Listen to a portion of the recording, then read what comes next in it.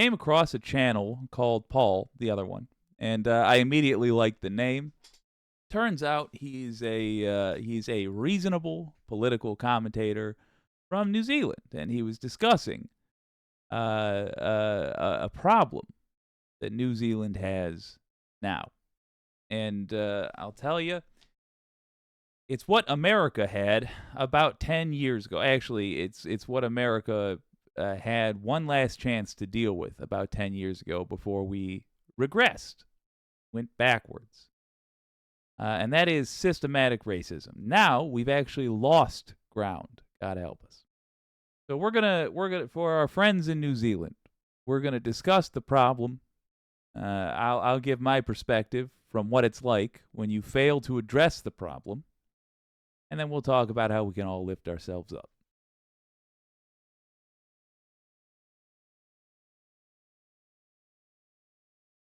Hello there, kia ora. Do you know what a 1988 ministerial advisory group once called the most insidious and destructive form of racism in this country? I'll give you a clue. It's not slurs, it's not physical attacks. It's actually something that still happens to this day. That there are political parties in power in government at the moment that are actively trying to enforce it, and there's outside organizations that are trying to control the dialogue around race in this country who are promoting this insidious ideology. It's institutional racism. See, institutional racism is the outcome of monocultural organizations that have developed over time that ignore or freeze out cultures of those that don't belong to a dominant group within society.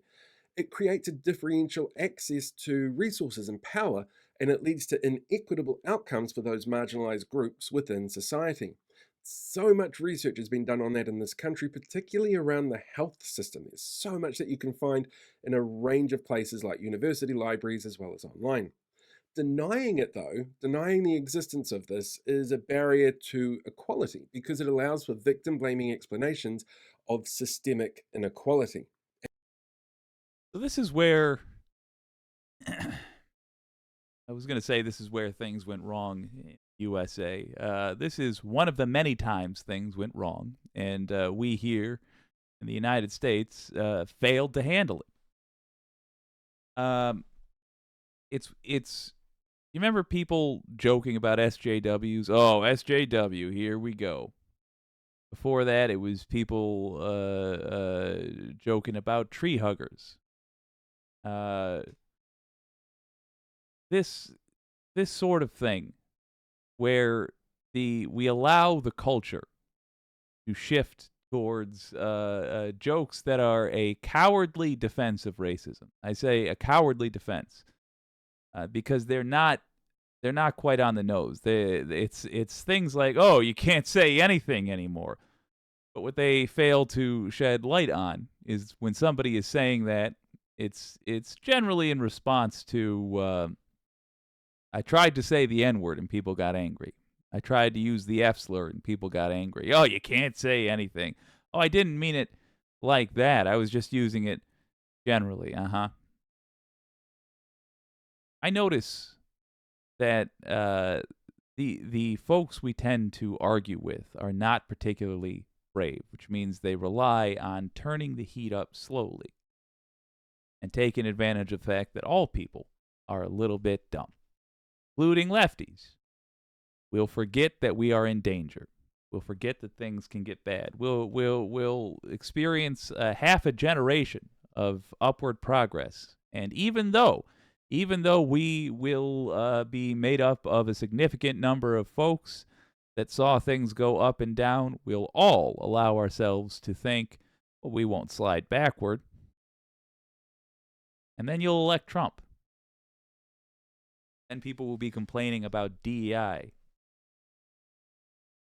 Then books get burned. Then you can't teach about slavery.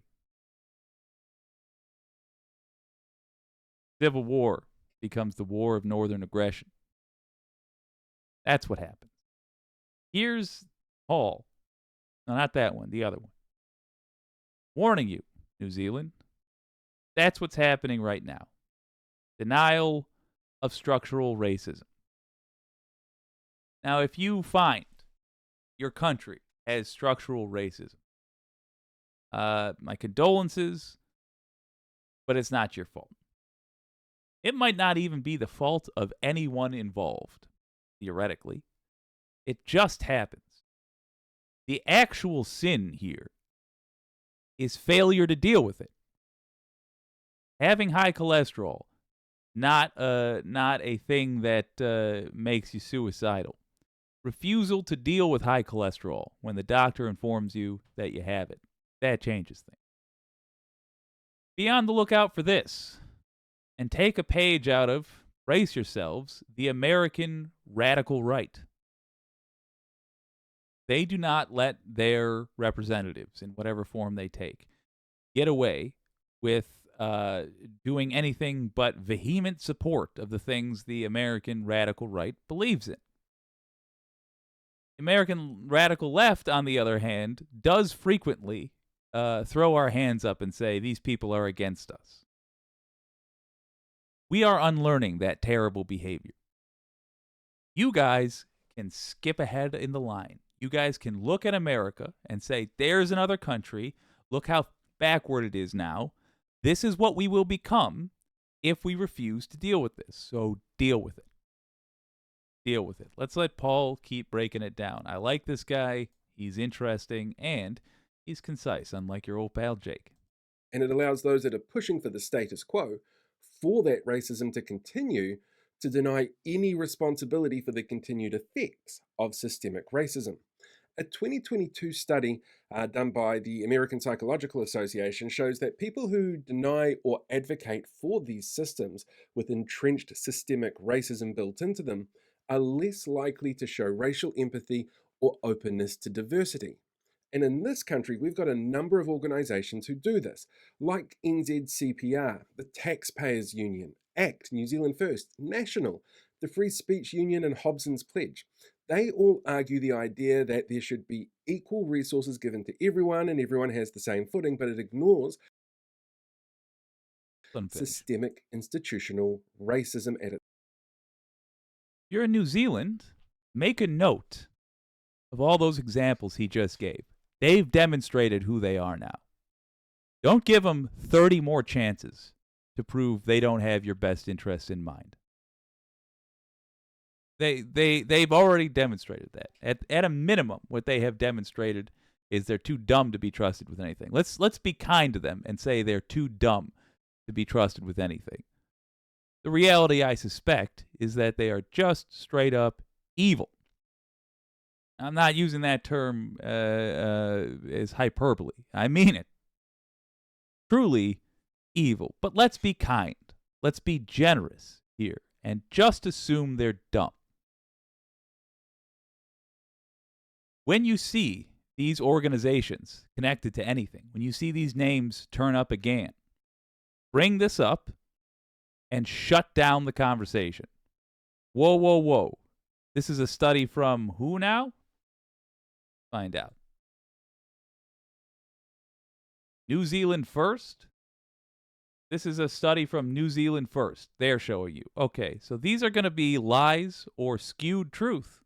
There's a different kind of lies. Hobson's Pledge, Free Speech Union, I have a feeling. Atlas Network, I have a feeling. You'll find a hell of a lot of skeletons in their closet. Anytime you see somebody referring to these things, inform them quickly that they are misinformed. Its core. Whereas trying to deal with that particular racism and those particular issues that it increases leads to much more equitable outcomes for everybody. And so when you get an organization like NZCPR, for example, that are pushing a really specific ideology, to call them racist isn't necessarily because they're there using things like racial slurs or out there, I don't know, graffitiing buildings about it, but it's because they are trying to entrench racially segregating systems that go out of their way to keep one particular group in society marginalized while promoting the outlooks of a dominant group within society. So for all those people who were watching my video the other day who made comments like this, going, wow, you called them racist, so that doesn't count, I just want to point out a couple of things. One, they are pushing racist ideologies. Two, are not the only one who says it, they have a history of this. And three, by promoting and ignoring what it is that they're actually pushing, you are actually complicit in pushing that kind of ideology yourself. You might not necessarily consider yourself a racist, most people don't, but taking a look at those particular ideologies that are designed to keep one group of society down while promoting another, that's racism.